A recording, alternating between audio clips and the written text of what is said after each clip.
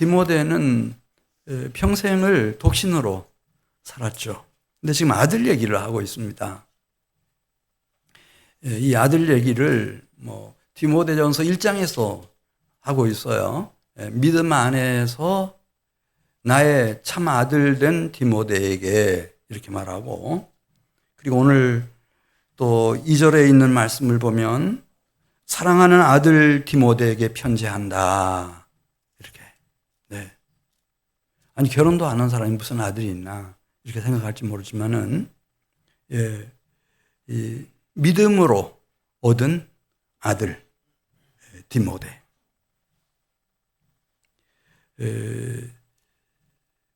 이 바울이 이제 이 디모데후서를 쓸 때는 주후 67년 순교하던 해입니다. 그는 알고 있습니다. 이제 자신이 주님께로 돌아가야 할 때가 이제 가까이 왔다. 그것을 알고,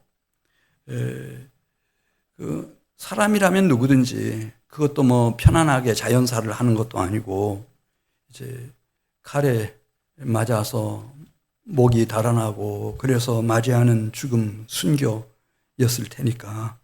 네, 오늘 이 3절에 있는 말씀을 보면은 그 길이 얼마나 외롭고 얼마나 고통스럽고 두려운 길이었겠어요.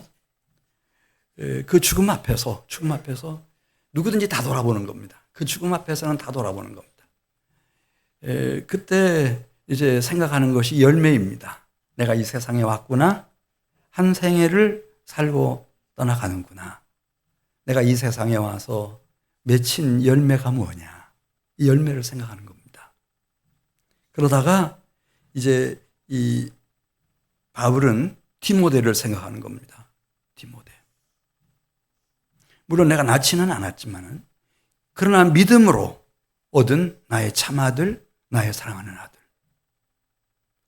이때 바울은 로마 감옥에 갇혀 있었습니다. 이 편지를 보내서 디모데를 좀 와달라고. 왜냐하면 3절에 나와 있죠. 이제 하나님께로 가야 되고 주님을 만나야 되는데 이제 가장 중요한 것은 열매입니다. 이 세상에 와서 내가 하나님 앞에 드릴 열매, 무슨 열매가 있는지. 자신의 전도의 열매 중에서 디모데.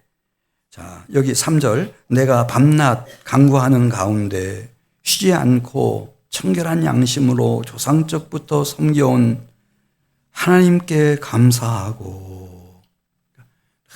감사한 열매. 디모데입니다. 디모데. 그래 디모데만 생각하면 특별히 기도할 때 얼마나 감사한지. 내가 이 세상에 와서 디모데 같은 열매를, 믿음의 열매를 맺힐 수 있었다고 하는 것이 얼마나 감사한지. 디모데를 생각하면 감사함이 넘치고, 또 계속 보겠습니다. 4절. 내 눈물을 생각하여 너 보기를 원함은 내 기쁨이 가득하게 하려 함이니. 그러니까 이 믿음의 아들, 믿음으로 낳은 참아들, 이 디모데 생각하면은 기쁨이 막 솟구쳐 올라요. 야, 참 내가 이 세상에 잘 왔구나, 잘 살았구나. 네, 이런 열매를 맺혔으니까. 그런 이 기쁨이 가득해지니까 이런 기쁨이라면은 죽음이 두렵지가 않아요. 순교도 두렵지가 않아. 아무리 그 길이 외로운 길이고 그 길이 고난의 길이라 할지라도, 십자가의 길이라 할지라도 기쁨이 막 솟구치는데 아무 문제가 없죠. 그래서 디모데후서 4장 9절 보면은 좀 와달라고. 이때 이제 이 디모데는 아마도 이제 에베소에서 이제 사역을 하고 있었겠습니다. 그래, 좀 와달라고. 왜냐하면 그동안에 자기 곁에 있던 동지들이 다 떠났어요. 다 떠나고. 디모데후서 1장 5절 말씀. 디모데후서 4장 9절 먼저 보겠습니다. 디모데후서 4장 9절 보면 너는 어서 속히 내게로 오라. 그래서 이 디모데가 이제 로마 감옥에 있는 바울을 찾아가고 끝까지 그 곁에서 바울의 수종을 들고 그 다음에 그는 이제 영적인 아비인 이 바울이 걸어가는 그 길을 이제 역사가들에 의하면 주 90년 또 같이 순교자의 길을 걸어갑니다. 이 디모데, 너는 어서 속히 내게로 오라. 결국은 열매입니다, 여러분. 다른 건 다 지나가는 겁니다. 평안한 날도 지나가고 힘든 날도 지나가고 가난도 지나가고 아픈 날도 지나가고 좋았던 날도 지나가고 다 지나가는 겁니다. 봄날처럼 다 지나가는 겁니다. 결국은 열매입니다. 열매. 그래 내가 이 세상에 와가지고 한평생을 살고 맺혀낸 열매가 뭐냐. 열매는 두 가지로 예수님이 마태복음 7장 16절에서 우리에게 말씀해 주십니다. 하나는 좋은 열매, 아름다운 열매. 하나는 나쁜 열매, 나쁜 열매. 근데 결국은 우리는 사람이라면은 주님 앞에 서는 순간에는 열매를 찾게 되어 있습니다. 내가 무슨 열매 맺었지? 내가 맺은 좋은 열매, 아름다운 열매가 뭐지? 아, 디모데구나. 디모데.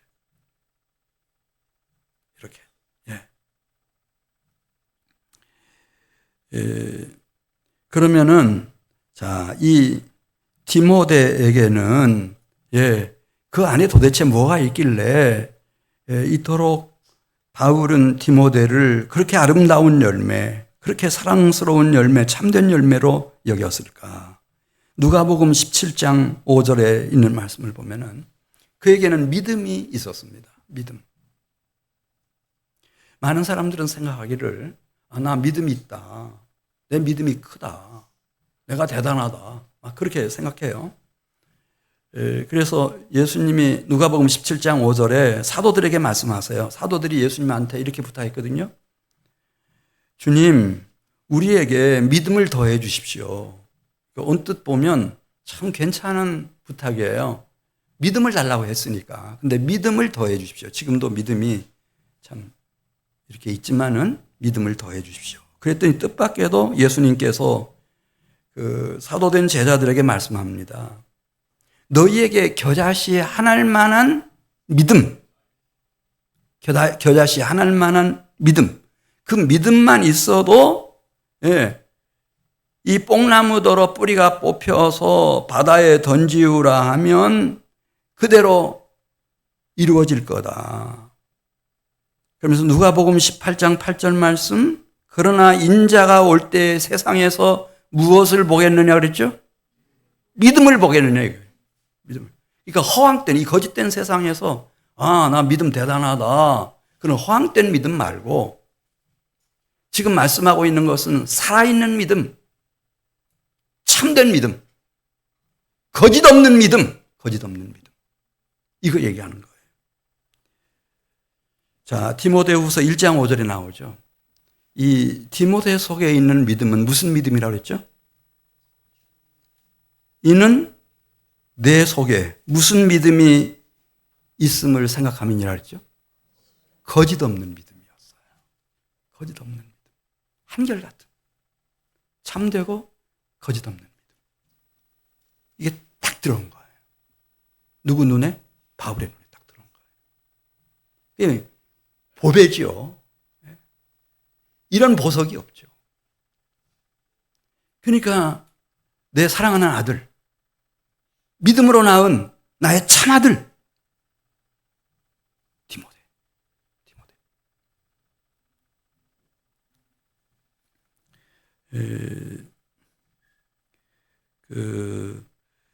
그런데 이런 믿음, 거짓 없는 믿음은 어떻게 이제 생겨나게 되는지 신명기 6장 6절부터 쓰고 있어요. 이 디모데는 이런 거짓 없는 믿음을 가진 누가 있었는가? 유니게라고 하는 어머니가 있었고, 그리고 그 어머니에게는 또 누가 있었는가? 로이스라고 하는 거짓 없는 믿음을 가진 외할머니가 계셨어요. 그러니까 디모데의 외할머니가 계셨어요. 그래서 자기도 그걸 가지게 된 거예요. 자, 신명기 6장 6절 가서 보겠어요. 신명기 6장 6절. 오늘 내가 내게 명하는 이 말씀을 너는 마음에 새기고, 먼저 거짓 없는 믿음으로 하나님을 사랑하라고 하는 이 가르침, 이걸 자기 몸에 새기는 거죠. 유니게처럼, 외할머니 로이스처럼 새기는 거예요. 그렇게 하고, 그리고 내 자녀에게 부지런히 가르치라. 집에 앉았을 때든지 길을 갈 때든지 누워 있을 때든지 일어날 때든지 이 말씀을 강론할 것이며 또 내 집 문설주와 바깥문에 기록할지어다. 근데 뭐 아버지가 돼가지고 어머니가 돼가지고 맨날 담배 피워요. 술 마시고 도박하고 온갖 세상 향락에 취해가지고 있으면서 야, 너 교회 다녀. 술 마시지 마. 담배 피우지 마. 이렇게 해봐야 그건 교육 효과가 제로예요. 네. 아무 효과가 없어요. 그냥 아버지 하는 짓, 어머니 하는 짓 그대로 하는 거죠. 그런데 이 디모데에게는 이런 경건한 어머니, 할머니가 계셨다. 외할머니가 계셨다. 이런 사람들이 가르치는 가르침은 그냥 눈에 보여요. 우리 어머니가 많은 어머니들 중에서 왜 이렇게 존경스러울까? 귀한 어머니일까? 외할머니가 야, 우리 어머니를 이렇게 훌륭하게 키웠는데 외할머니도 야, 그 연배에 너무 존경스럽고 훌륭하시구나. 그 힘이 어디로부터 왔을까? 이렇게 생각하면서 그 가르침을 그냥 스펀지처럼 다 빨아들이는 거죠. 또 한 가지, 신명기 6장 6절에 있는 말씀, 신명기 6장 10절로 가겠어요. 이런 사람들은 자기 눈으로 봐요. 그래서 이렇게 거짓 없는 믿음으로 하나님을 온전히 섬기게 되면 그 결과물이 뭐냐, 그 한평생의 열매가 뭐냐, 이것이 이제 보여야 돼요. 오리무중이면 헷갈려요. 그래서 뭐 그냥 한 발은 세상에 디디고 한 발은 교회에 디디고 왔다리 갔다리 이렇게 하다가 방랑자로 일생을 마치는 거죠. 근데 신명기 6장 10절 말씀 보면 내 하나님 여호와께서 내 조상 아브라함, 이삭, 야곱을 향하여 내게 주리라 맹세하신 땅으로 너를 들어가게 하시고, 하나님이 약속하신 땅을 실제로 주셔요. 계속 나오죠. 크고 아름다운 성읍도 얻게 하셔요. 아름다운 물건이 가득한 집도 소유하게 하세요. 그렇게 귀한 좋은 생수가 솟는 우물도 주시고 포도원 감람나무도 주시고 그걸 누리게 하셔요. 예수님이 오셔서 그랬잖아요. 너희는 먼저 그 나라와 그 일을 구하면 이 모든 것을 너희에게 더하시리라. 그걸 봤어요. 어머니가 그렇게 살았고 외할머니가 그렇게 살았어요. 믿음으로. 이 두 가지가 있어야 돼요. 하나는 거짓 없는 믿음. 하나. 그다음에 두 번째는 거짓 없는 믿음으로 하나님을 사랑하는 삶을 실제로 살아냈을 때 하나님이 얼마나 기뻐하시고 영광을 받으시고 복을 주시는지. 이게 있어야 돼요. 왜? 그 안에서 이제 이 디모데 같은 거짓 없는 믿음을 가진 사람들이 일어나는 거예요.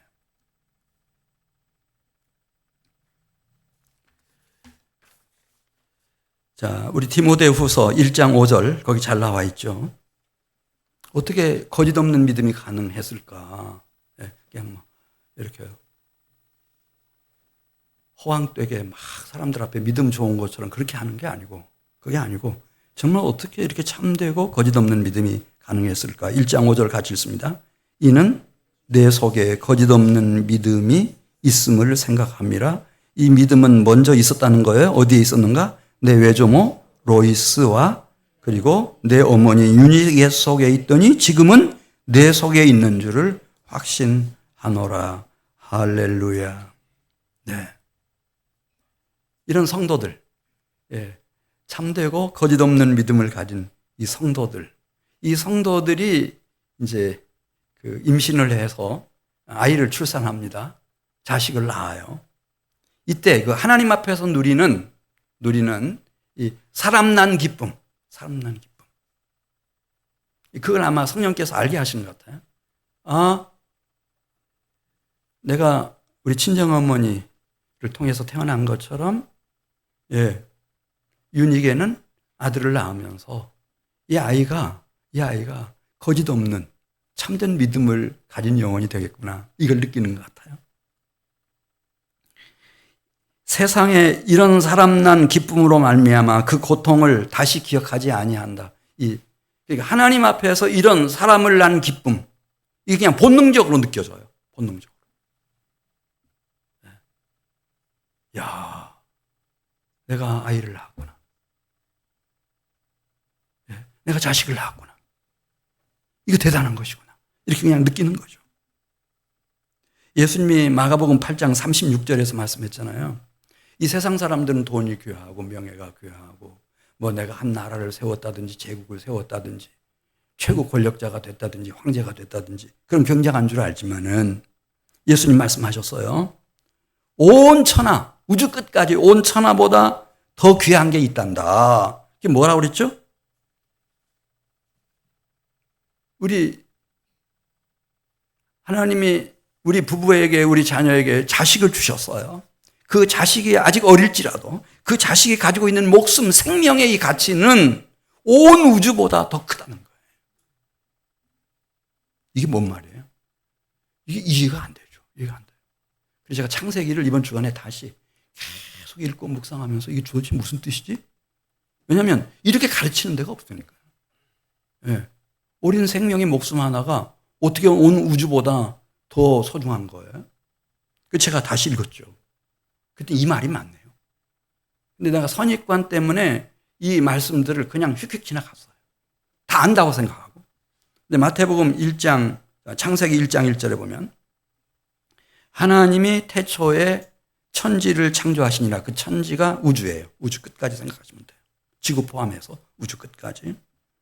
그리고 첫째 날에 빛이 있으라 하심에 빛이 있었고 하나님 보시기에 좋았더라. 그 빛은 요한복음 1장에 나오는 생명의 빛이에요. 이 물리학적인 빛이 아니고, 예.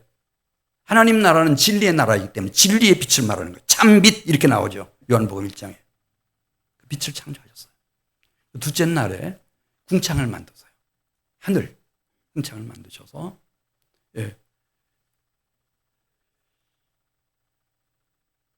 우리에게 이 하늘을 주셨고, 그 다음에 셋째 날에 여러분 아시는 것처럼 땅과 바다를 구분하셔서 이렇게 지구에다가 땅이 있게 하시고 바다가 있게 하시고. 이게 셋째 날에. 그리고 땅에는 여러분 아시는 것처럼 사람들이 먹고 살아갈 이 채소와 그 다음에 곡식들이 자라게 하시고 들짐승들이 먹고 살아갈 들풀도 자라게 하시고 나무들도 과수들도 다 자라게 하시는 거예요. 그렇게 하셨어요. 셋째 날에. 그 다음에 넷째 날에 그때 비로소 해와 달과 별들을 다 지으시고 다섯째 날에 이제 하나님이 이 하늘에 새들이 날게 하세요. 그리고 바다에 물고기가 살게 하셔요. 이 바다 물고기가 강으로 막 올라오고 강에서 하천으로 올라오고 시냇 물로 개울로 막 올라가서 이제 물속에 비로소 고기들이 살게 돼요. 그리고 마지막 여섯째 날이었어요. 여섯째 날에 하나님께서 이 땅 위에 살아갈 동물들을 만드세요. 그리고 그런 모든 자리 환경을 다 완성하고 난 후에 마지막 하나님이 정말 만들고 싶어 하셨던 창조물 중에 창조물, 작품 중에 작품을 만드시는데 그게 뭔지 아세요, 여러분? 사람입니다. 여러분. 사람의 생명을 지으시는 거예요.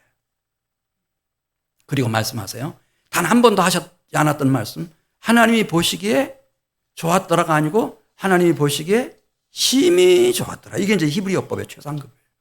제일 좋아하시는 거죠. 그리고 말씀하셔요. 그 사람에게 당신이 지으신 온 땅과 그 모든 식물들과 채소, 곡식 다 포함해서 열매가 맺히는 과수들 포함해서 물고기들과 새들과 동물들을 관리할 수 있는 그런 하나님의 대리자로 청지기로 하나님이 사람을 임명하셔요. 그래 무엇이든지 아담이 저건 독수리네 하면은 그냥 독수리가 되는 거예요. 그런 영성도 주셨어요. 그 본질을 꿰뚫어 볼 수 있는. 누구든지 독수리 하면은 대한민국 사람, 온 세계 사람들이 독수리 모든 새들의 왕이지. 이렇게 사자 하면은 그냥 다 알 수 있도록. 그리고 모든 창조물 중에 사람에게만 말씀하셔요. 생육하고 번성하고 충만하고 땅을 정복하라. 바다의 물고기, 하늘의 새, 땅에 움직이는 모든 생물 다 다스려라. 그리고 아담과 하와만 유일하게 에덴 동산으로 인도하셔가지고 그들에게 주신 것 두 가지가 있어요. 하나는 에덴 동산 안에다가 생명나무를 주시고 생명나무 열매가 달리게 해주셨어요. 이 생명나무의 열매는 창세기 3장 22절에 보면 그걸 따먹으면 영생한다는 거예요.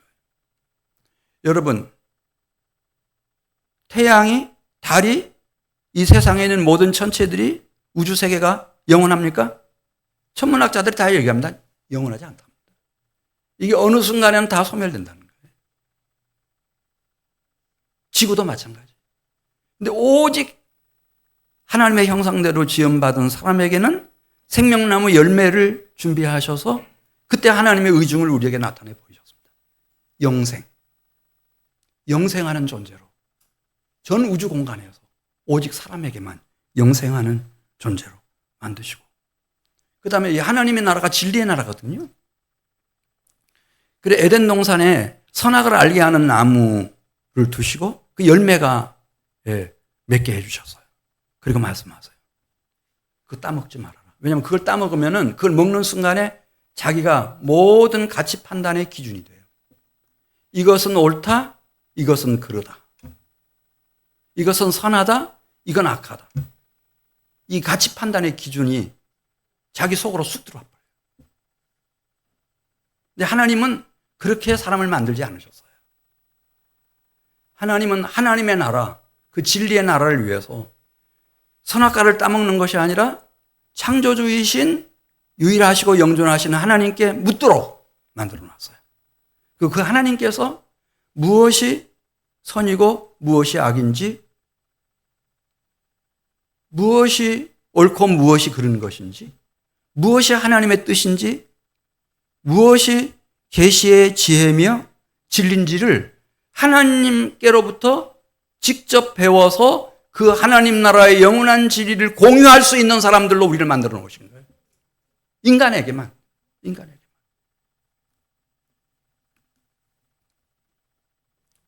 그런데 그 선악과를 따먹었어요. 그래서 땅은 저주를 받아 가시왕건키를 내고, 뱀도 저주를 받았고, 끝난 줄 알았죠, 저는. 이게 다 끝난 줄 알았어요. 근데 이번에 다시 읽은 거예요. 다시 읽어나가면서, 창세기 3장 16절 보겠어요. 창세기 3장 16절 보면, 그래서 너 이제 수고 많이 할 거다. 얼굴에 땀이 흘러야 되고, 너 그렇게 평생 고생하다가 이제 죽어서 흙으로 돌아갈 거다. 하와도 마찬가지. 너 이제 고생 많이 할 거다. 이런 생각만 막 했거든요. 근데 창세기 3장 16절 보니까 하나님이 빼앗지 않은 게 하나 있더라고요. 이 하와에게 내가 임신을 할 수 있다는 거예요. 그리고 네가 수고를 많이 하지만은 자식을 낳는다는 거예요. 이게 있는 거예요.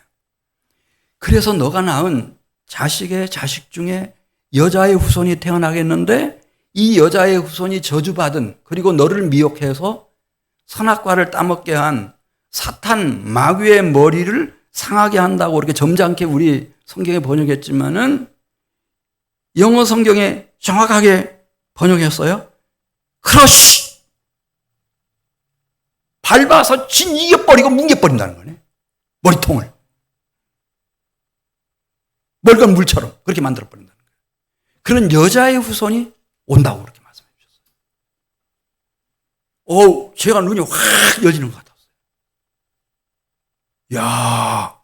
하나님이 이런 약속을 끝까지 보존하시는구나.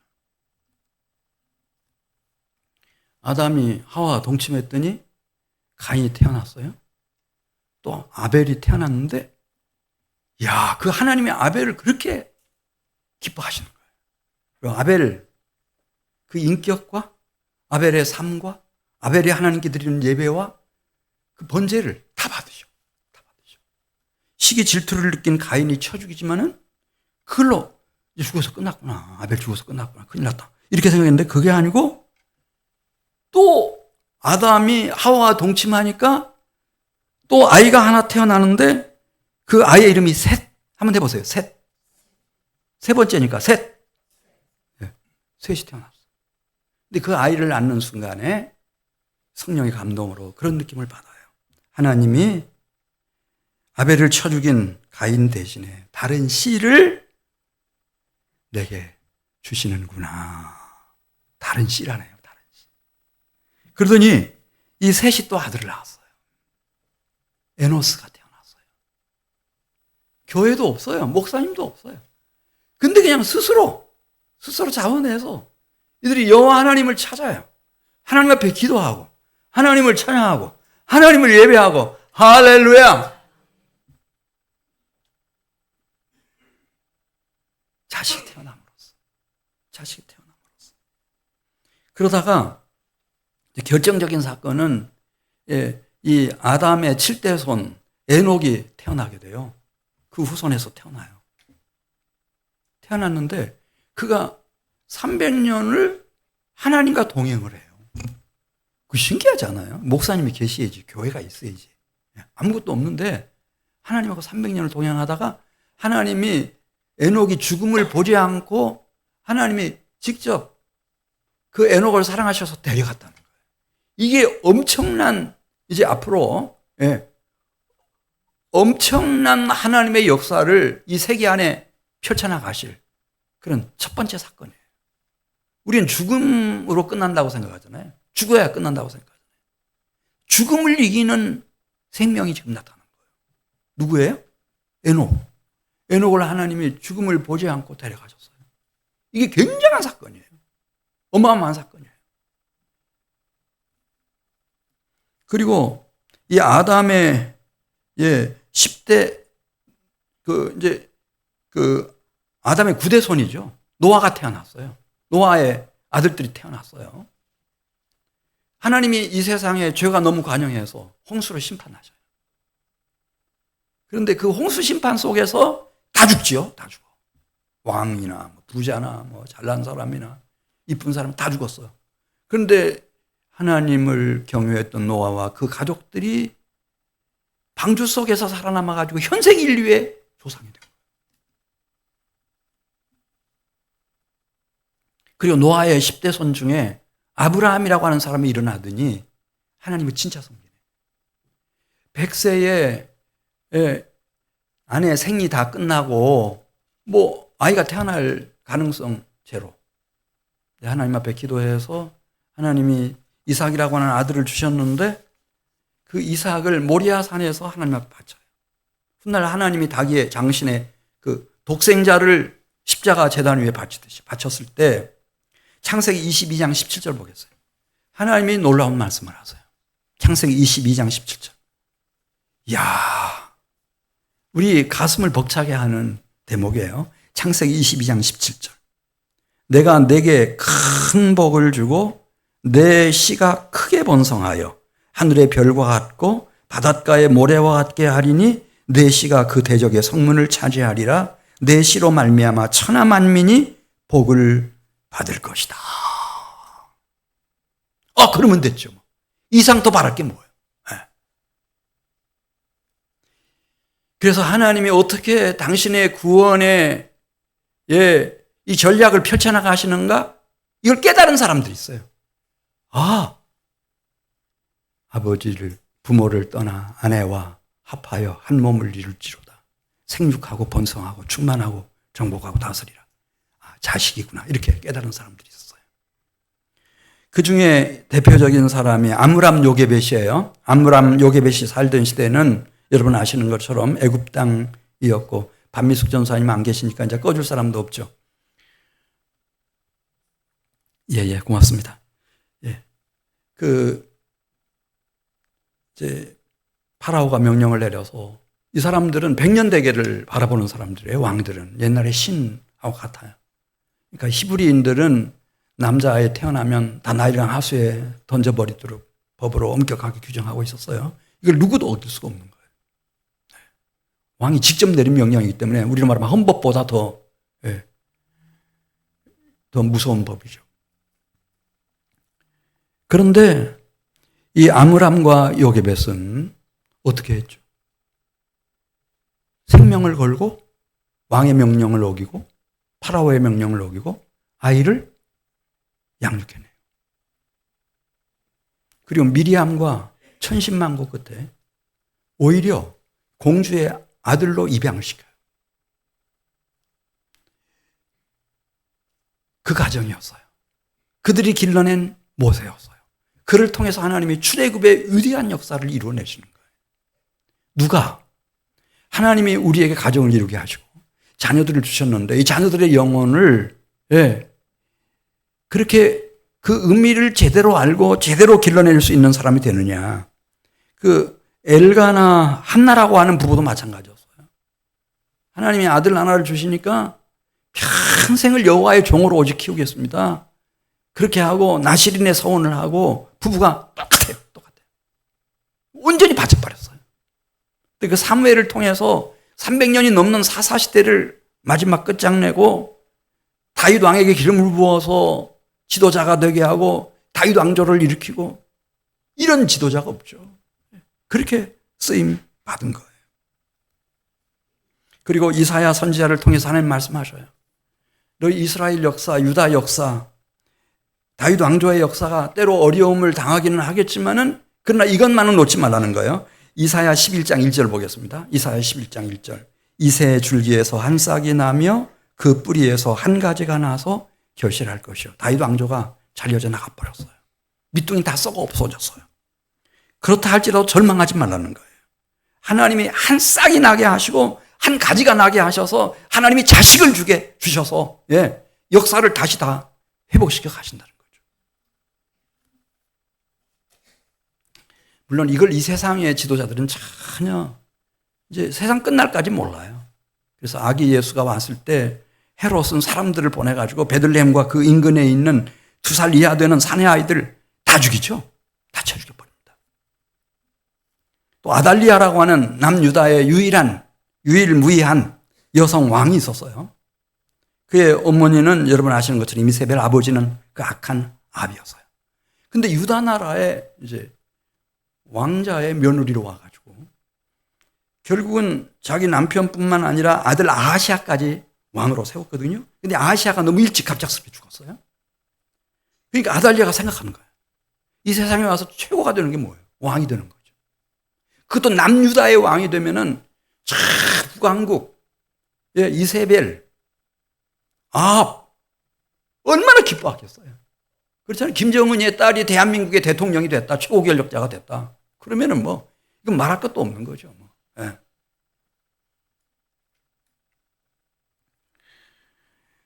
그래 이 아달리아가 그 아하시아 자기 아들 왕이 죽자마자 다윗 집안에 있는 모든 씨를 다 말려버리잖아요. 다 쳐죽여버려.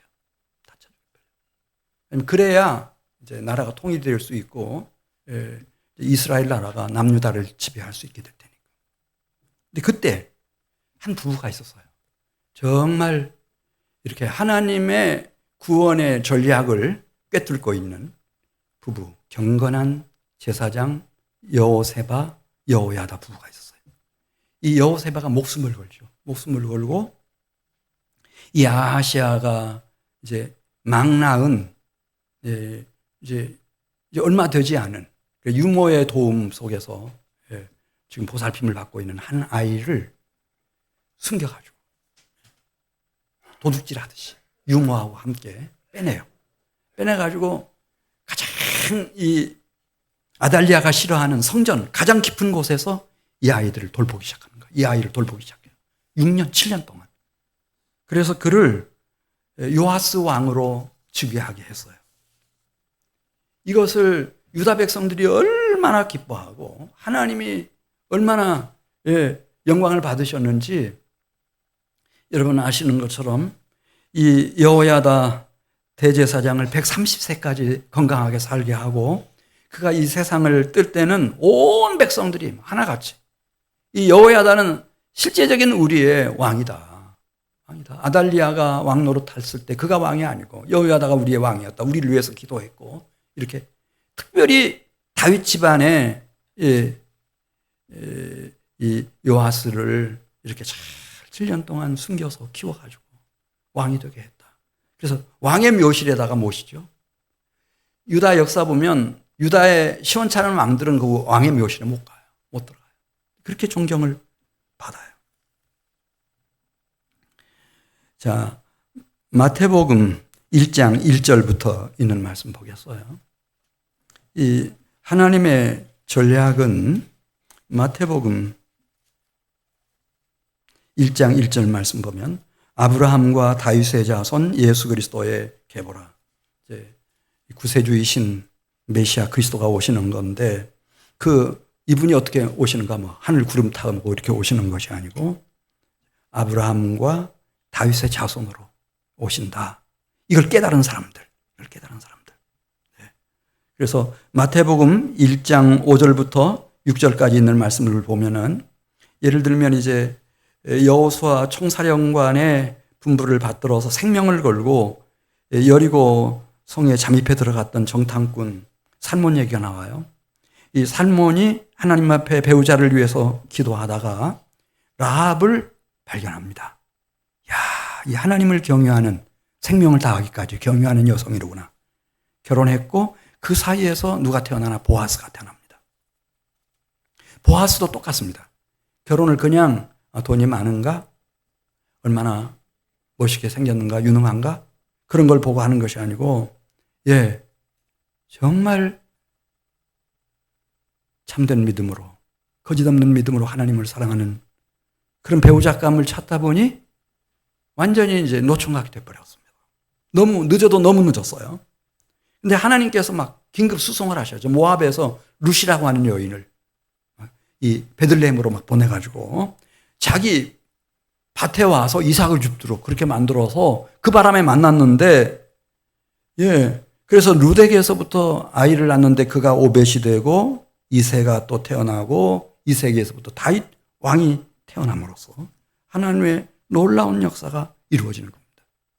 그리고 그 후손 중에서 여러분 아시는 것처럼 마리아의 남편 요셉이 경건한 영혼이 태어나고 그리고 이제 마리아에게서부터 그와 정혼했던 마리아에게서부터 그리스도라고 하는 예수가 나심으로써 하나님의 구원의 큰 뜻이 이루어져 가는 겁니다. 조금 어렵기는 하지만은 에베소서 3장 9절로 가서 보겠어요. 에베소 3장 9절 가서 보면은 이 세상 우주 세계를 창조하신 분은 계획을 가지고 계시대요. 이걸 비밀의 경륜 이렇게 말했어요. 좀 어려운 말로 비밀의 경륜. 하나님이 창조하셨을 뿐만 아니라 통치를 하신다는 거예요. 그 계획을 가지고 목적지로 지금 이끌고 계시다는 거죠. 이게 비밀의 경륜이에요. 이 비밀의 경륜을 이제 깨달은 사람들과 함께 하나님이 일하시는 거죠. 자, 에베소서 3장 9절입니다. 영원부터 만물을 창조하신 하나님 속에 감추어졌던 비밀의 경륜이 어떠한 것을 드러내게 하려 하심이라. 그러니까 그 하와 때부터 시작해가지고 아담 때부터 시작해서 이렇게 하나님이 우리를 결혼하게 하시고 자녀들이 태어나게 하시고 이게 우리 생각에는 이거 뭐 나도 되고 안 나도 되고 우리는 이렇게 생각하지만 그 출산을 통해서 그 자손을 통해서 하나님이 어떻게 일하시는지. 그래서 결국은 아브라함과 다윗의 자손으로 그리스도이신 예수님을 보내셨고 그분이 교회의 머리가 되시고 또 이제 그 그리스도 예수 안에 있는 우리들은 머리이신 그리스도 예수의 몸된 교회가 돼서 자 10절 말씀 보면은 이 교회로 말미암아 놀라운 말씀입니다. 하늘에 있는 통치자들, 천사들과 천사장들, 하늘에 있는 통치자들과 권세들에게 하나님의 각종 지혜를 알게 하려 하십니다.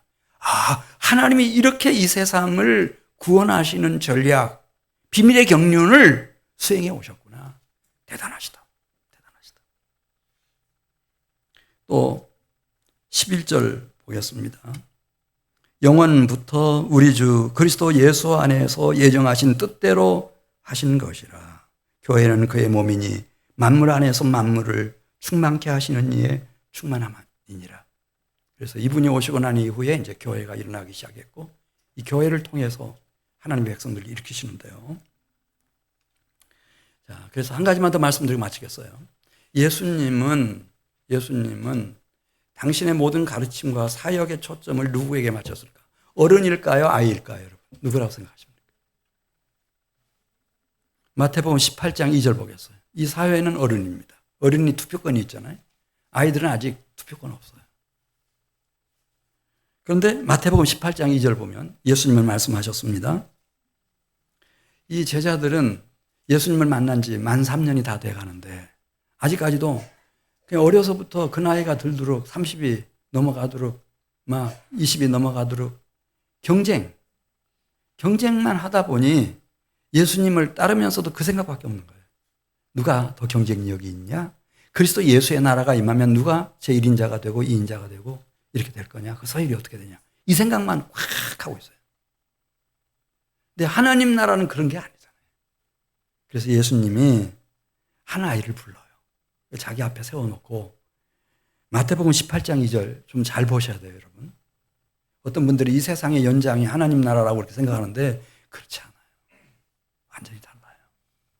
자, 18장 2절. 저는 이 설교 했어요. 전용일 목사가 한 번도 그런 설교를 안 했습니다. 그렇게 핑계대지 마세요. 네. 자, 우리 마태복음 18장 2절입니다. 시작. 예수께서 한 어린아이를 불러 제자들 가운데 세우시고 이르시되 진실로 너희에게 이르노니 너희가 돌이켜 누구와 같이 되지 아니하면 결단코 천국에 들어가지 못하리라 그랬죠? 그러니까 하나님의 나라를 위해서는 어른이에요? 어린아이예요? 왜 그럴까요, 여러분? 계속 보겠어요. 그러므로 누구든지 이 어린아이와 같이 자기를 낮추는 사람이 천국에서 큰 자니라. 이것을 제대로 깨우친 사람이 그리스도가 오시기 전 이새의 아들 다윗이었어요. 다윗이 시편 131편 보면은 이렇게 말해요. 2절에서 실로 내가 내 영혼으로 고요하고 평온하게 하기를, 그러면서 어린 아이가 아니고 젖된 아이 이렇게 말해요. 젖된 아이가 그 어머니의 품에 있음같이 하였나니 내 영혼이 젖된 아이와 같도다. 이스라엘아, 지금부터 영원까지 여호와를, 젖된 아이가 어머니를 바라는 태도, 그 심정을 가지고 바라는 거죠. 지금 젖된 아이는 어머니의 돌봄이 없이 살 수 있어요, 없어요? 굶어 죽어. 이거예요. 이 순결한 신앙이에요. 젖된 아이의 심정. 그러니까 하나님이 내가 이새 아들 다윗을 만나니 내 마음에 합한 자다. 내가 이 다윗을 통해서 내 뜻을 다 이루겠다. 그렇게 말씀하신 거죠. 그 하나님의 마음을 알았어요. 예수님도 그 얘기 똑같이 하시는 거예요. 마태복음 18장 5절 보겠어요. 이렇게 작아진 사람은 들어와요. 작은 아이도 눈에 들어오고, 가난한 사람도 눈에 들어오고, 병든 사람도 눈에 들어오고, 예, 다 이렇게 성격이 좀 괴팍한 사람도 눈에 들어오고, 다 눈에 들어와요. 그런데 큰 사람들은 그렇지 않죠. 누가 건강한가? 누가 좀 돈과 재물 소유가 많은가? 누가 유능한가? 누가 똑똑한가? 이런 게 눈에 들어오는 거죠. 자, 우리 마태복음 18장 5절 말씀 보겠습니다. 또 누구든지 내 이름으로 이런 어린아이 하나를 영접하면 곧 나를 영접함이니 누구든지 나를 믿는 이 작은 자 중 하나를 실족하게 하면 차라리 연자 맷돌이 그 목에 달려서 깊은 바다에 빠뜨려지는 것이 나으니라. 언젠가 우리 교회에 유명한 그분한테 아마 그 강사료 제일 많이 준 것 같은데요. 제가 목회하고 나서.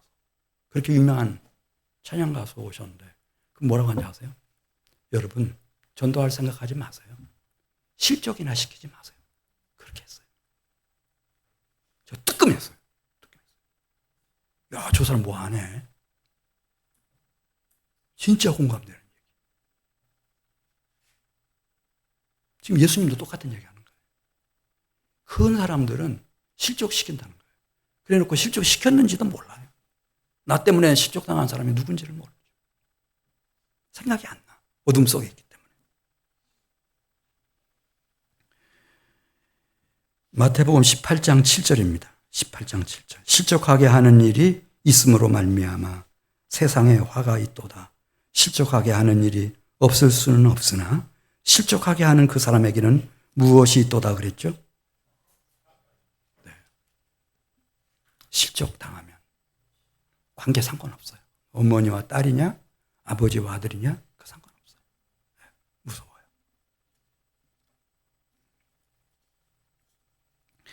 자, 마태복음 18장 10절. 특별히 이제 교회 공동체 안에서는 그냥 내 눈에 안 들어오는 사람이에요. 너무 작아서, 너무 못나서, 너무 가난해서. 그런데 18장 10절 보겠어요. 삼가 이 작은 자 중에 하나도 없인 여기지 말라. 너희에게 말하노니 그들의 천사들이 하늘에 계신 누구의 얼굴을 항상 뵙고 있다고 그랬어요? 예. 아이들을, 그래서 이걸 안 부모들이 있어요. 야, 이 아이들이 중요하구나. 어른보다 아이들이 중요하구나. 예수님께 나왔더니 다 장성한 어른들이 이 예수님의 제자 사도들이 막 꾸짖죠. 혼을 내. 지금 예수님 얼마나 피곤하시고 지금 분주하신데 이런 아이들을 데리고 와서 정신없게 하느냐. 빨리 돌아가라고. 그러니까 예수님이 어떻게 하죠? 그 모습을 보시더니 제자들을 꾸짖어요. 그 아이들을 한 명 한 명 자기 품에 안으시고 어떻게 하셨어요? 다 안수해 주셨어요. 안수해 주셨어요. 하나님의 나라가 이런 자들의 것이라고 다 안수해 주셨어요.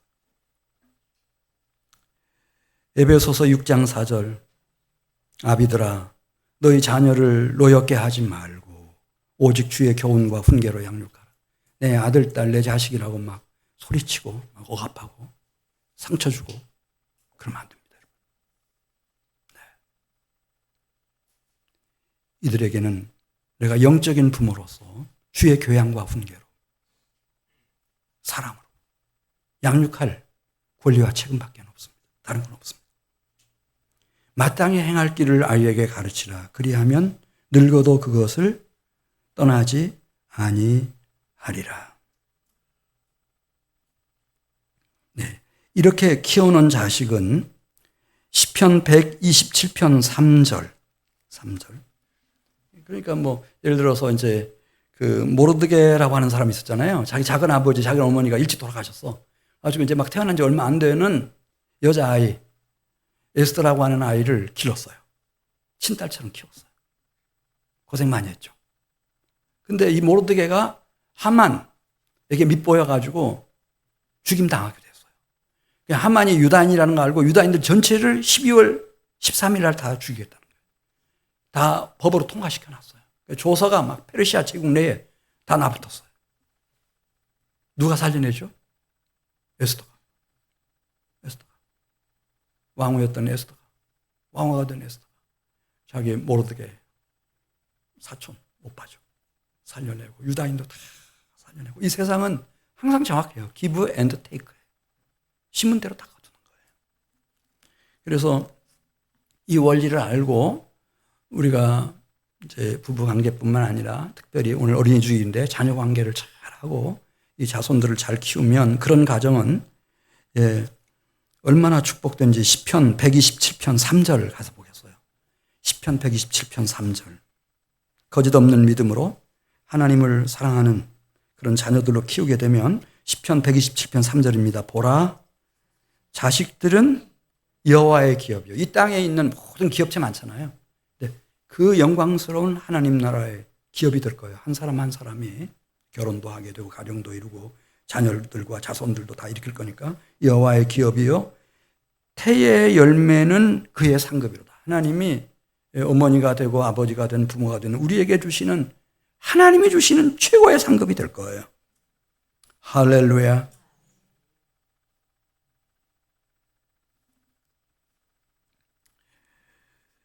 네, 하나만 더 말씀드리고 마치겠어요. 그래서 교회는 디모데 전서 3장 가서 보면은 이 가정과 교회는 그냥 직결돼요. 직통으로 다 연결돼요. 그래서 교회는 누가 감독이 되어야 되는가? 이 주 예수를 믿으면 너와 내 집이 구원을 얻는다고 하는 이 말씀이 실현되고 성취된 가정에서 감독이 나와야 돼요. 내가 처음 예수 믿기 시작했는데 내가 제일 좋은 대학을 졸업하고 미국 가서 박사학위를 받고 그렇게 되는 게 아니고 가정. 그다음에 집사도 그 얘기를 해요. 여기 집사는 항존직 집사를 말해요. 집사도 반드시 가정을 세운 사람이어야 돼요. 아내와 자녀들과 자손들을 그리스도 예수 안에 세운 사람이어야 돼요. 그렇지 않으면 교회가 큰 어려움에 봉착해요. 교수 돼가지고요 엉뚱한 소리 하는 사람들 많아요. 그러면 학생들은요 그 젖을 먹고 자란 사람들은 독약을 마신 거나 마찬가지예요. 평생 동안 헤어나지 못해요. 그 선생님이 가르침. 무서운 저주예요. 무서운 저주. 왜냐면 너무 학벌이 좋은 걸요. 최고 좋은 고등학교, 최고 좋은 대학교. 미국 가서 제일 명문 대학에 가가지고 박사학위 받아가지고.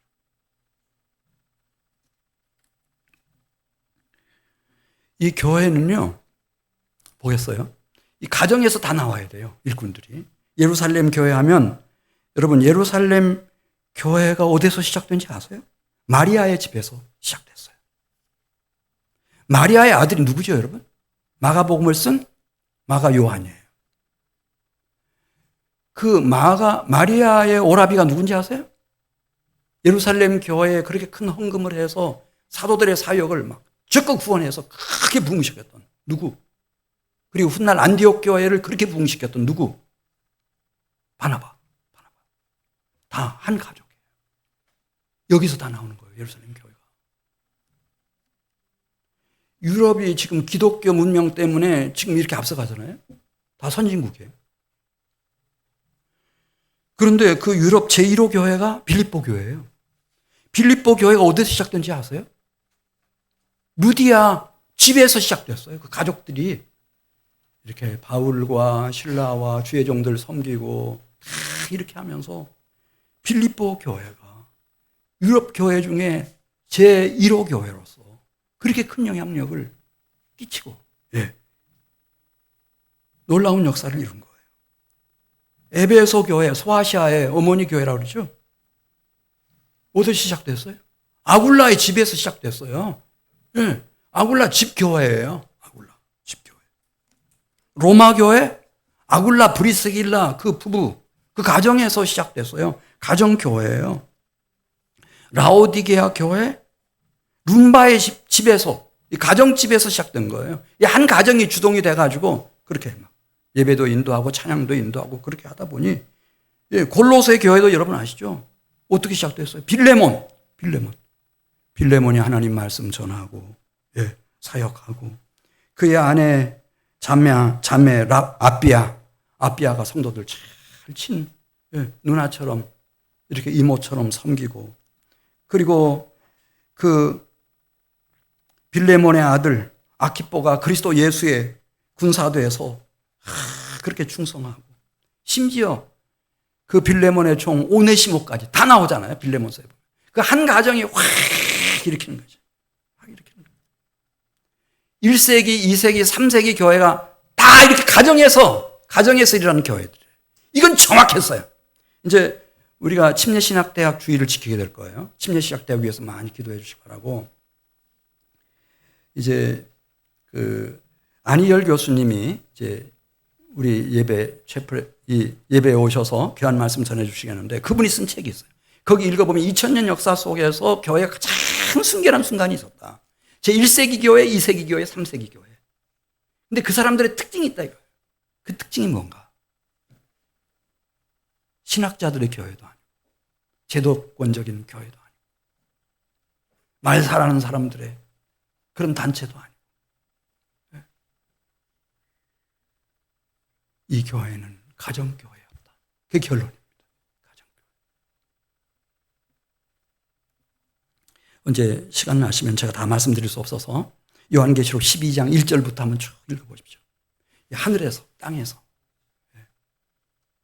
정말 이 해를 입고 옷 입고 있는 여인 같은 그 발 아래 다리 있고 머리에는 12별의 관을 쓰고 이 땅 위에 하나님의 계명을 지키는 백성들, 남은 백성들, 예수 그리스도를 증거하는 자들을 다 일으키는 이 여인, 고통받으면서도 이 교회인데 이 해 에클레시아가 여성 명사거든요. 그래 뭐 신학자들은 다 말하는 거예요. 교회인데 이 가정과 다 연결되어 있는 거예요.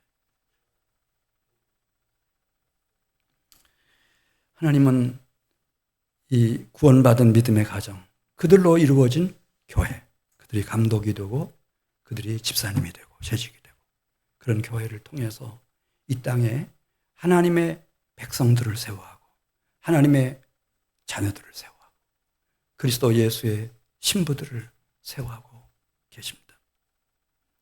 우리 사랑하는 가정, 우리 자녀들 위해서 많이 기도해 주시고 주의 교양과 훈계로 잘 양육해 주시길 바랍니다. 그들 속에 하나님의 구원의 경륜, 하나님의 구원의 비밀이 다 숨겨져 있습니다. 결국 우리는 주님 앞에 설 때 열매를 떠올릴 겁니다. 내가 주님 앞에 드릴 열매는 무슨 열매인가? 바울은 거짓 없는 믿음을 가진 누구라고 그랬습니까? 사랑하는 아들, 믿음으로 얻은 참 아들,